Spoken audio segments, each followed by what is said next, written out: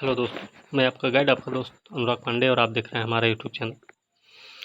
भारत का संविधान चल रहा था, जिसमें हम पिछले वीडियो में वित्त आयोग, राष्ट्रीय अनुसूचित जाति आयोग, राष्ट्रीय अनुसूचित जनजाति आयोग, इन सब के बारे में देखा था।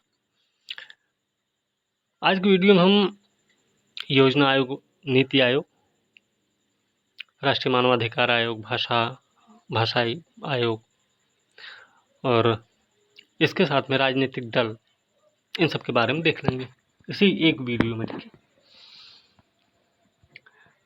जानकारी के लिए बता दें कि वीडियो बहुत इंपॉर्टेंट है।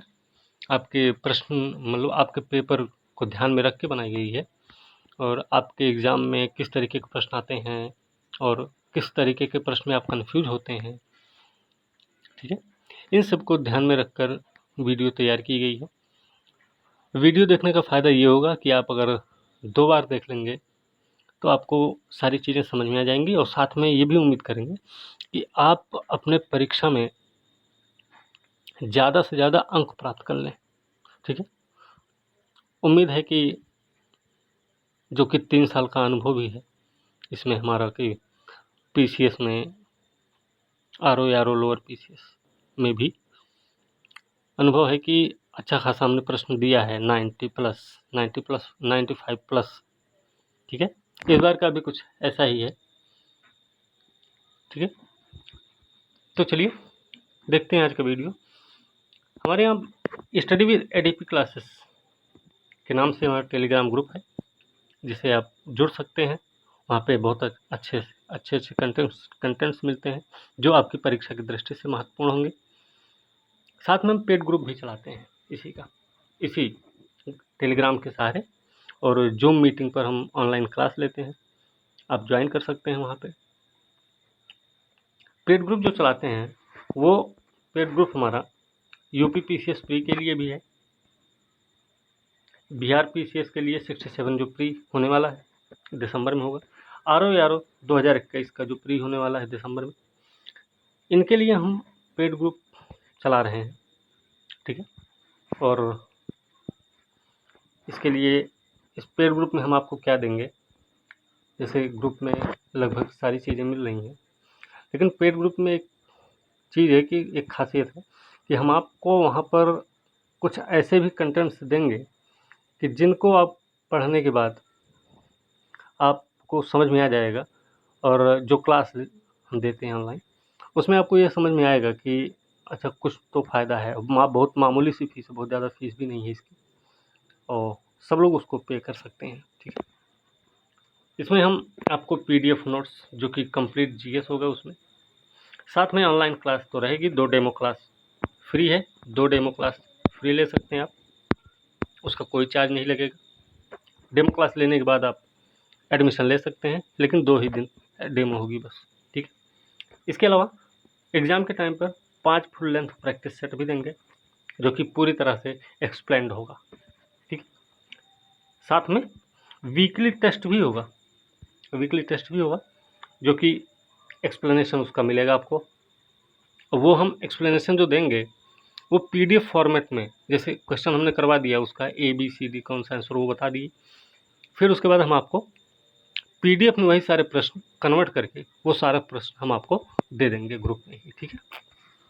पेड ग्रुप में ये सारे फ़ायदे हैं, और एक फ़ायदा ये भी है कि आपको जैसे कोई डाउट है, आप पढ़ रहे हैं, कोई डाउट है तो क्लियर कर सकते हैं आप इस नंबर पर हमारे संपर्क करके, ठीक है। पेड ग्रुप से अधिक कोई जानकारी चाहिए, पेड ग्रुप से संबंधित कोई और जानकारी चाहिए तो आप इस नंबर पर संपर्क कर सकते हैं। और जो फीस पे करने में असमर्थ हैं वो भी इस नंबर पर हमसे संपर्क कर सकते हैं, उनके लिए भी कोर्स अवेलेबल रहेगा, ठीक है। लेकिन उनको बात करनी पड़ेगी कि वो हमसे इस नंबर पर बात कर सकते हैं, ठीक है। चलिए, तो हम आज देखेंगे सबसे पहले योजना आयोग और वित्त आयोग देखेंगे, ठीक है। तो सबसे पहले हम वित्त आयोग के बारे में, योजना आयोग के बारे में देखेंगे। जैसा कि आपको पता है, नीति आयोग पहले योजना आयोग था, 1950 में बना था, ठीक है, याद रखना। योजना आयोग एक संविधानेतर संस्था है, गैर संवैधानिक निकाय है ये, याद रखना इसको, ठीक है, जो कि कई बार प्रश्न में आया हुआ है।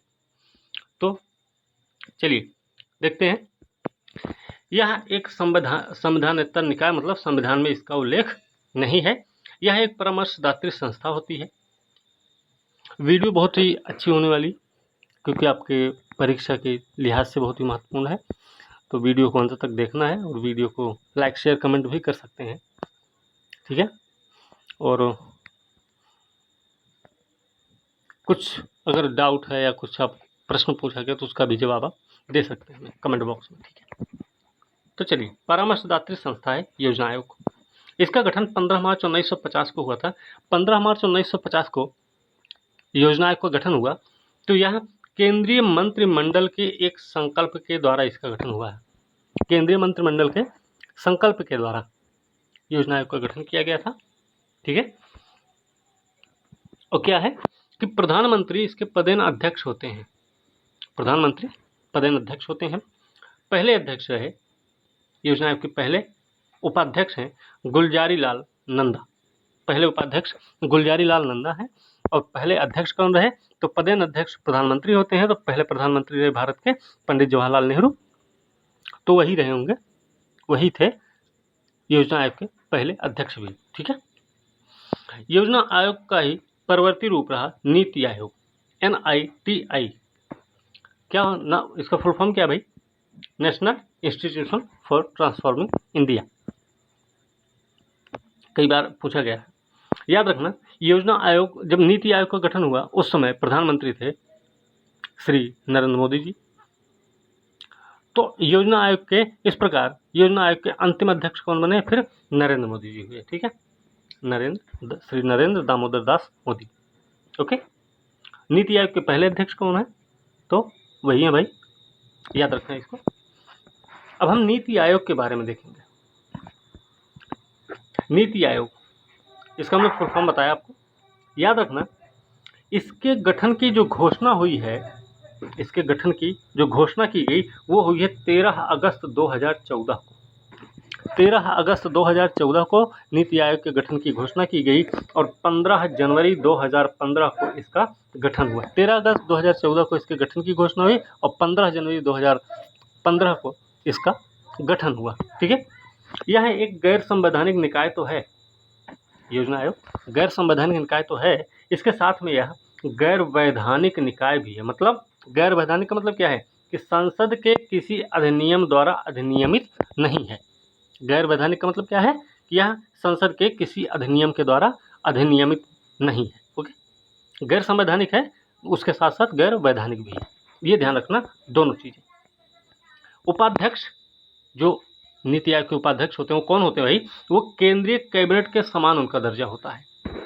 जो नीति आयोग के उपाध्यक्ष होते हैं वो केंद्रीय कैबिनेट के समान होते हैं। और नीति आयोग का जो गठन हुआ भी वो सहकारी संघवाद के सिद्धांत पर आधारित है। नीति आयोग का गठन सहकारी संघवाद के सिद्धांत पर आधारित है। पहले अध्यक्ष इसके रहे श्री प्रधानमंत्री हैं इस समय वर्तमान में भी, तो श्री नरेंद्र मोदी जी। इसके गठन की चर्चा करते हैं तो गठन के बारे में ध्यान रखिए। एक अध्यक्ष होते हैं और सभी राज्यों के मुख्यमंत्री और संघ राज्य क्षेत्रों के उपराज्यपाल भी रहते हैं, इसमें शामिल होते हैं, ठीक है। गठन में उपाध्यक्ष, ये अध्यक्ष तो होते हैं, ये सभी मुख्यमंत्री और उपराज्यपाल होते हैं। यहाँ पे क्षेत्रीय परिषदें भी होती हैं। क्षेत्रीय जो परिषदें हैं वो राष्ट्रीय विकास परिषद का स्थान ले लिया इन्होंने। क्षेत्रीय परिषदों ने क्या किया? राष्ट्रीय विकास परिषद का स्थान लिया। तो प्रश्न ये भी बनता है कि राष्ट्रीय विकास परिषद का गठन कब हुआ? तो राष्ट्रीय विकास परिषद का गठन कब हुआ भाई? इसका गठन हुआ है 1952 में, 1952 में। 52 और 92 में कन्फ्यूजन होता है, ठीक है, ध्यान रखना, इसीलिए 52 बता दिए। क्षेत्रीय परिषदें क्यों होंगी? क्षेत्रीय परिषदों का काम क्या होगा? तो काम होगा भाई विशिष्ट मुद्दों के समाधान के लिए गठित होंगी। ये विशिष्ट मुद्दों के समाधान के लिए गठित होंगी। इनका एक निश्चित कार्यकाल भी होगा क्षेत्रीय परिषदों का। इसके संयोजक जो होंगे, संयोजक प्रधानमंत्री होंगे। और सभापति कौन होंगे? सभापति भैया नीति आयोग के अध्यक्ष या उनके द्वारा नामित व्यक्ति कोई। तो क्षेत्रीय परिषदों का जो सभापति होगा वो नीति आयोग के अध्यक्ष हो सकते हैं या फिर उनके द्वारा नामित कोई व्यक्ति हो सकता है, ठीक है। इसमें विशिष्ट नामित व्यक्ति भी नीति आयोग में होते हैं। नीति आयोग में विशिष्ट नामित व्यक्ति भी होते हैं। यहाँ पे दो प्रकार का कार्यकाल का ढांचा होता है। कैसा होता है? एक तो है पूर्णकालिक ढांचा। पूर्णकालिक ढांचे में देखेंगे कि उपाध्यक्ष जो कि कैबिनेट मंत्री के समकक्ष होते हैं। सदस्य जो होते हैं वो राज्य मंत्री के समकक्ष होते हैं। याद रखना भाई, सदस्य कैसे होंगे? राज्य मंत्री के समकक्ष। उपाध्यक्ष कैसे होंगे? कैबिनेट मंत्री के समकक्ष। अंशकालिक भी सदस्य होंगे जो कि अधिकतम 2 हो सकते हैं। अंशकालिक सदस्य अधिकतम 2 होंगे। पदेन सदस्य 4 होंगे। याद रखना, ये सब पॉइंट है और फैक्ट है, तो आपके प्रश्न में पूछा जा सकता है। मुख्य कार्यपालक पदाधिकारी भी होंगे यहाँ पे, ये होंगे निश्चित कार्यकाल के लिए। पूर्णकालिक ढांचे में एक मुख्य कार्यपालक अधिकारी भी होते हैं, CEO, ये तो होते हैं चीफ एग्जीक्यूटिव ऑफिसर, ठीक है। इनका निश्चित कार्यकाल होता है। सचिवालय भी है, ये भी याद रखना, इनका सचिवालय भी है। तो प्रश्न ये बनता भैया कि CEO इस समय कौन है? ठीक है, ध्यान रखना। अब इसका ये आपके लिए प्रश्न है। और इसका एक सचिवालय भी होता है भाई, याद रखना है, ठीक है। चलिए, मार्गदर्शक सिद्धांत क्या है? नीति आयोग का मार्गदर्शक सिद्धांत है अंत्योदय, समावेशिता, ग्राम, जनसंख्या लाभांश, जन सहभागिता, अभिशासन, धारणीयता।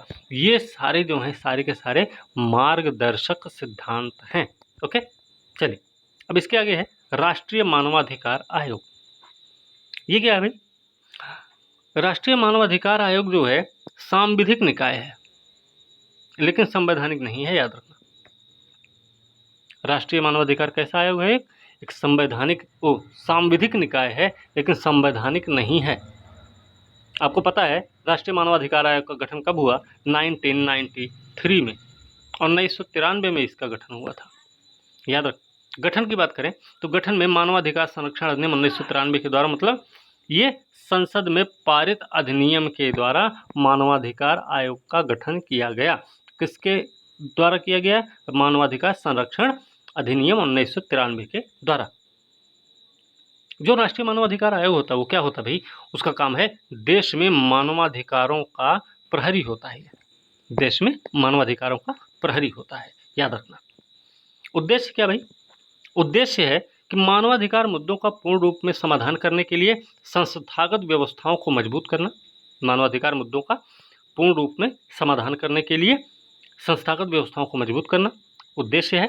अधिकारों के अतिक्रमण को रोकना भी इसका उद्देश्य है। उद्देश्य ये भी है कि किए गए प्रयासों को पूर्ण व सशक्त करना। ये मानवाधिकार के उद्देश्य रहे। संरचना की बात करें तो संरचना में देखिए, यह एक बहुसदस्यीय संस्था, भैया याद रखना कि बहुसदस्यीय संस्था है। एक अध्यक्ष होते हैं और 4 सदस्य होते हैं इसमें। अध्यक्ष की बात करें तो उच्चतम न्यायालय का सेवानिवृत्त न्यायाधीश होना चाहिए। अभी इसमें इस शब्द को बदला गया है। पहले क्या था कि उच्चतम न्यायालय का सेवानिवृत्त मुख्य न्यायाधीश होना चाहिए, लेकिन अब उच्चतम न्यायालय का सेवानिवृत्त न्यायाधीश कोई भी हो सकते हैं इसमें, ठीक है, अध्यक्ष बनते हैं। इसके अलावा सदस्य होते हैं। सदस्य 4 हैं, तो 4 कौन से भाई? उच्चतम न्यायालय का कोई कार्यरत या सेवानिवृत्त न्यायाधीश हो जाए, एक उच्चतम न्यायालय के सेवानिवृत्त या कार्यरत, ध्यान रखना, सेवानिवृत्त भी हो सकते हैं या कार्यरत, कोई भी हो सकते हैं सदस्य के रूप में।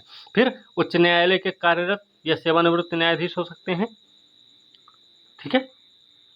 मुख्य न्यायाधीश, सेवानिवृत्त या कार्यरत मुख्य न्यायाधीश। मानवाधिकार से संबंधित जानकारी होनी चाहिए या कार्य अनुभव वाले व्यक्ति होने चाहिए। ये पूर्णकालिक सदस्य होते हैं। लेकिन पदेन सदस्य कौन होते हैं? पदेन का मतलब होता है कि कोई ऐसे व्यक्ति हैं या कोई ऐसा पद है कि जो इसमें शामिल हो ही जाएंगे, अपने आप शामिल माना ही जाएगा उनको फिर, ठीक है। पदेन सदस्य कौन हो सकते हैं? कि राष्ट्रीय अल्पसंख्यक आयोग का अध्यक्ष पदेन सदस्य, राष्ट्रीय अनुसूचित जाति आयोग का अध्यक्ष, राष्ट्रीय अनुसूचित जनजाति आयोग का अध्यक्ष और राष्ट्रीय महिला आयोग का अध्यक्ष। ये लोग जो होंगे ये पदेन सदस्य होते हैं भाई राष्ट्रीय मानवाधिकार आयोग में। याद रखना, महिला आयोग, जो राष्ट्रीय महिला आयोग है, इसमें एक महिला का होना जरूरी होता है। ये पॉइंट हमें याद रखना है। कार्यकाल क्या है इनका? कार्यकाल इनका है 3 साल या 65 साल। 3 साल या 65 साल, जो पहले होगा उसी में इनका रिटायरमेंट हो जाएगा, उसी में सेवानिवृत्त हो जाएंगे। आगे है लोकपाल और लोकायुक्त। ये भी चैप्टर, यहाँ से भी प्रश्न पूछे जाते हैं, बहुत ज़्यादा नहीं है, बस थोड़ा थोड़ा है सब में। लोकतंत्र की सफलता और आर्थिक सामाजिक विकास की प्राप्ति नागरिकों की शिकायतों के त्वरित निवारण पर निर्भर करती है। लोकतंत्र की सफलता, आर्थिक सामाजिक विकास की प्राप्ति नागरिकों की शिकायतों के लिए त्वरित निवारण पर निर्भर करती है। अच्छा, जो लोकपाल लोकायुक्त हैं ये स्वीडन के ओम्बुड्समैन पर आधारित है। ये वाला पद भारत में जो है स्वीडन के ओम्बुड्समैन पर आधारित है। तो स्वीडन का जो ओम्बुड्समैन है वो कौन कौन से काम करता है?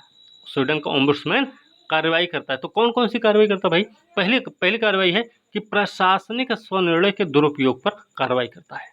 प्रशासनिक स्वनिर्णय के दुरुपयोग पर भी कार्रवाई करता है। इसके अलावा कुशासन या लक्ष्यों को प्राप्त करने में अक्षमता हो, मतलब वो काम पूरा ना हो, मतलब कुशासन या लक्ष्यों को प्राप्त करने में सफल ना हो पाए, कुशासन या लक्ष्यों को, कुशासन का आरोप हो या फिर लक्ष्यों को प्राप्त करने में अक्षमता हो होने पर ये कार्रवाई कर सकता है। इसके अलावा प्रशासनिक भ्रष्टाचार के मामले में भी कार्रवाई कर सकता है स्वीडन का ओम्बुड्समैन। भाई भतीजावाद के मामले में कार्रवाई कर सकता है। अशिष्ट आचरण के मामले पर भी कार्रवाई कर सकता है। कौन? स्वीडन का ओम्बुड्समैन। कर सकता है नहीं, करता है। ठीक है भाई, ये चीज़ें याद रखना। भारत में लोकपाल कैसे हैं? भारत में लोकपाल भारतीय प्रशासनिक सुधार आयोग, याद रखना, भारतीय प्रशासनिक सुधार आयोग की सिफारिश पर नागरिकों की समस्याओं के समाधान के लिए 1966 से 70 तक भारतीय प्रशासनिक सुधार आयोग की सिफारिश पर नागरिकों की समस्याओं के समाधान हेतु इनका गठन हुआ है 1966 से 70 तक। स्थापना की बात करें, इसका स्थापना में स्कैंडिनेवियन देशों के इंस्टीट्यूट ऑफ ओम्बुड्समैन और न्यूजीलैंड के पार्लियामेंट्री कमीशन ऑफ इन्वेस्टिगेशन के तर्ज पर आधारित है। तो जो इनकी स्थापना है भारत में वो किस पर आधारित है? स्कैंडिनेवियन देशों के इंस्टीट्यूट ऑफ ओम्बुड्समैन, स्वीडन की बात अभी ऊपर की है। इसके अलावा न्यूजीलैंड के पार्लियामेंट्री कमीशन ऑफ इन्वेस्टिगेशन के तर्ज पर आधारित है इनकी स्थापना। लोकपाल के बारे में बात करें तो ये मंत्रियों, केंद्र तथा राज्य स्तर के सचिवों से संबंधित शिकायतों को देखता है लोकपाल। लोकायुक्त क्या करते हैं? लोकायुक्त एक केंद्र में होते हैं, एक प्रत्येक राज्य में भी होते हैं। एक तो केंद्र में होते हैं और एक प्रत्येक राज्य में भी होते हैं। ये विशेष उच्चाधिकारियों के विरुद्ध शिकायतों को देखते हैं लोकायुक्त। ठीक है, इसमें थोड़ा सा मंडला आयोग के बारे में भी देख लेंगे हम। मंडला आयोग पर भी प्रश्न कई बार पूछा गया है ना। क्रीमी लेयर क्या है? ये एक प्रश्न है, क्रीमी लेयर क्या है ये आप बताएंगे हमें, क्रीमी लेयर क्या है। ठीक है, चलिए। तो मंडला आयोग का गठन हुआ 1979 में बीपी मंडल की अध्यक्षता में। 1979 में इसका गठन हुआ। याद रखना कि उस समय सरकार किसकी रही होगी भाई? जनता सरकार थी ना उस समय, मोरारजी देसाई प्रधानमंत्री थे उस समय भारत के। ठीक है, तो विंदेश्वरी प्रसाद मंडल इनका पूरा नाम है, इनकी अध्यक्षता में इस आयोग का गठन हुआ। और काम क्या था? काम था भैया सामाजिक और शैक्षिक रूप से पिछड़े लोगों की पहचान करना था, इनका काम यही था मंडल आयोग का। ठीक है, अगला है राजभाषा। राजभाषा जिसका वर्णन भाग 17 संविधान के भाग 17 और अनुच्छेद 343 से लेकर 351 तक किया गया है। भाग 17 के 343 से लेकर 351 तक किया गया है। इसमें 4 शीर्षक का प्रयोग है। 4 शीर्षक कौन कौन से हैं? एक तो होती संघ की भाषा, एक क्षेत्रीय भाषा, एक न्यायपालिका की भाषा और एक अन्य विशेष निर्देशों की भाषा। ये 4 शीर्षक हैं इसके। तो संघ की भाषा देखें भैया, सबसे पहले संघ की है ना, तो संघ की भाषा 343 में इसका वर्णन है। संघ की भाषा के रूप में राजभाषा हिंदी को माना गया। लिपि देवनागरी होगी, परंतु संघ द्वारा आधिकारिक रूप से प्रयोग की जाने वाली संख्याओं का रूप जो होगा वो होगा अंतरराष्ट्रीय। ठीक है भाई, तो ध्यान रखना ये 343 के अंतर्गत है सब कुछ। राजभाषा आयोग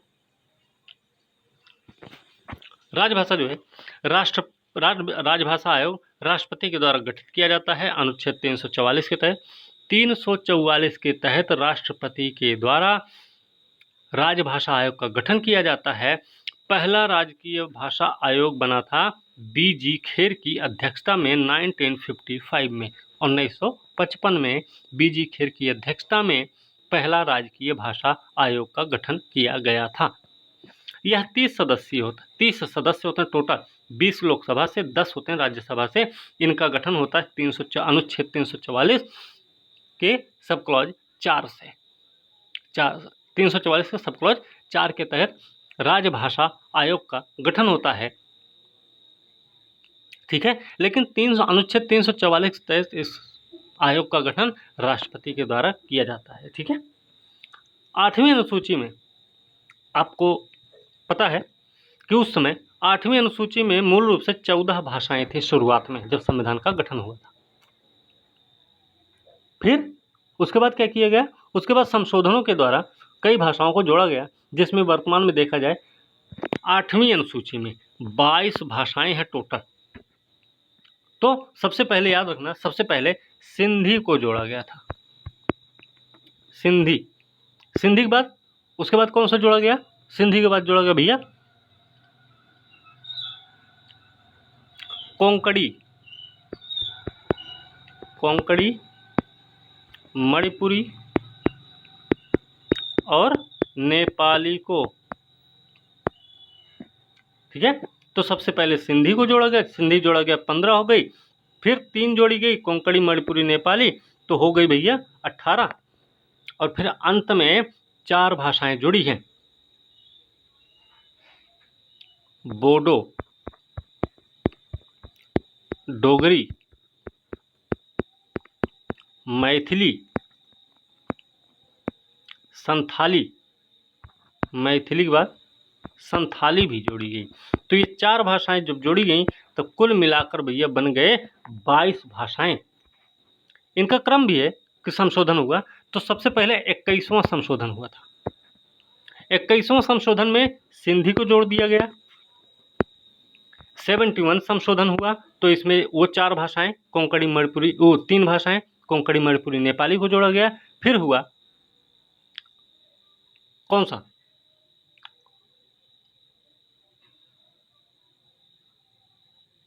तिरासी,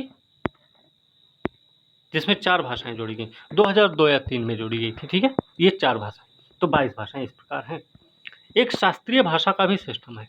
शास्त्रीय भाषा का सिस्टम है तो 2004 में एक नए भाषा वर्ग का उदय होता है 2004 में, और 2006 में इनके मापदंड तय किए गए। 2004 में एक नए भाषा वर्ग का उदय हुआ तो 2004 में, लेकिन इनके जो मानक तय किए गए थे कि भैया किन को हम शास्त्रीय भाषा कह सकते हैं, तो वो मानक तय किए गए 2006 में। तो मापदंड क्या है भाई? मानक क्या है इनके? मानक है कि भैया 1500 से 2000 साल पुराना इतिहास होना चाहिए इनका, उन भाषाओं का 1500 से 2000 साल पुराना इतिहास हो।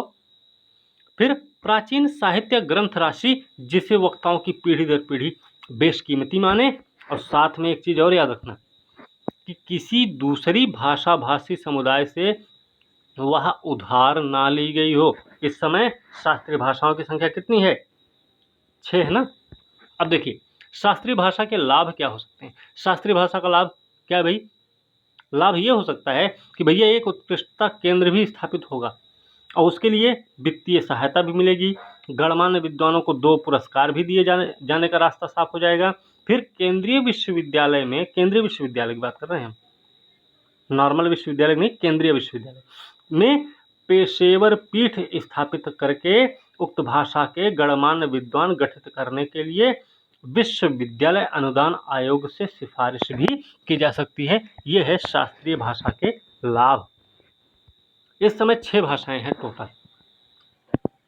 सबसे पहले तमिल को शास्त्रीय भाषा का दर्जा दिया गया, उसके बाद संस्कृत को दिया गया 2004-2005 में। तेलुगु बनी 2008 में, 2008 में कन्नड़, 2009 में मलयालम और उड़िया को 2014 में शास्त्रीय भाषा का दर्जा दिया गया। अब यहाँ पर एक प्रश्न ये भी बनता है कि जब शास्त्रीय भाषा के मानक तय किए गए थे उससे पहले किन किन भाषाओं को शास्त्रीय भाषा का दर्जा दिया गया था? ये प्रश्न बन सकता है, तो हमें याद होना चाहिए भैया, तमिल और संस्कृत दो भाषाएं ऐसी रहीं जो जिनका गठन, जिनको शास्त्रीय भाषा का के रूप में मान्यता दी गई,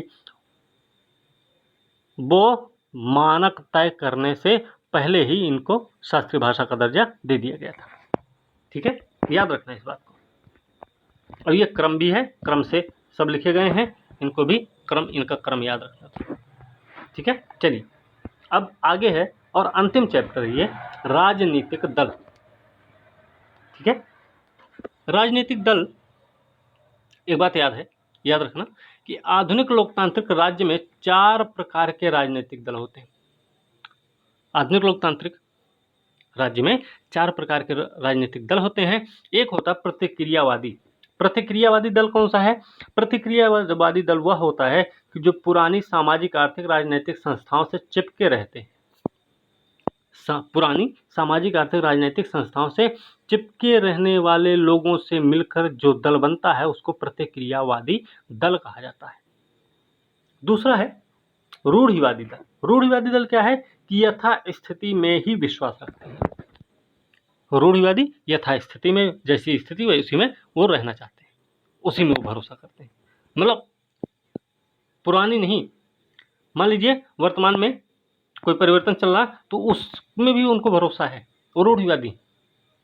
उदारवादी कैसे होंगे? उदारवादी भैया विद्यमान संस्थाओं में सुधार करने वाले लोग होते हैं। विद्यमान संस्थाओं में जो सुधार करना चाहते हैं वो होते हैं उदारवादी लोग, उदारवादी दल। सुधारवादी भी होते हैं। सुधारवादी क्या होते हैं कि विद्यमान व्यवस्था को हटाकर नई व्यवस्था स्थापित करने, विद्यमान जो व्यवस्था है उसको हटा देना चाहते हैं और वो दूसरी नई व्यवस्था लागू करना चाहते हैं। ठीक है, भारत में दलीय व्यवस्था कैसी है? भारत में दलीय व्यवस्था है, बहुदलीय व्यवस्था है। पहली चीज, एक दलीय भी व्यवस्था है भैया। स्पष्ट विचारधारा का अभाव वाली भी व्यवस्था है। यहाँ पे व्यक्ति का महिमा मंडन किया जाता है। पारंपरिक कारकों पर भी आधारित दलीय व्यवस्था भारत में है। राष्ट्रीय दल के मापदंड, जैसे आपको पता है इस समय राष्ट्रीय दल कितने हैं? राष्ट्रीय राजनीतिक दल भैया कितने हैं? 8 है ना? 8 हैं भाई। ठीक है, चलिए तो राष्ट्रीय दल के मानदंड क्या है कि लोकसभा, भैया यूपीएससी में प्रश्न आया हुआ ही, लोकसभा या विधानसभा चुनाव में 4 या अधिक राज्यों में, याद रखना, लोकसभा हो चाहे विधानसभा हो, उसमें 4 या अधिक राज्यों में वैध मतों का 6% मत प्राप्त करें। लोकसभा या विधानसभा का चुनाव हो, उसमें 4 से अधिक राज्यों में क्या करेंगे? वैध मत, जितने मत हुए हैं अभी तक उनका 6% मत प्राप्त हो। साथ में वह किसी राज्य या राज्यों से लोकसभा में 4 सीट भी प्राप्त किए हों।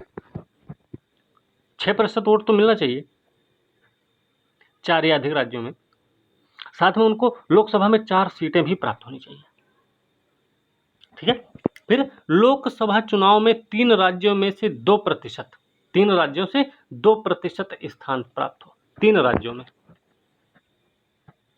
समझ रहे ना?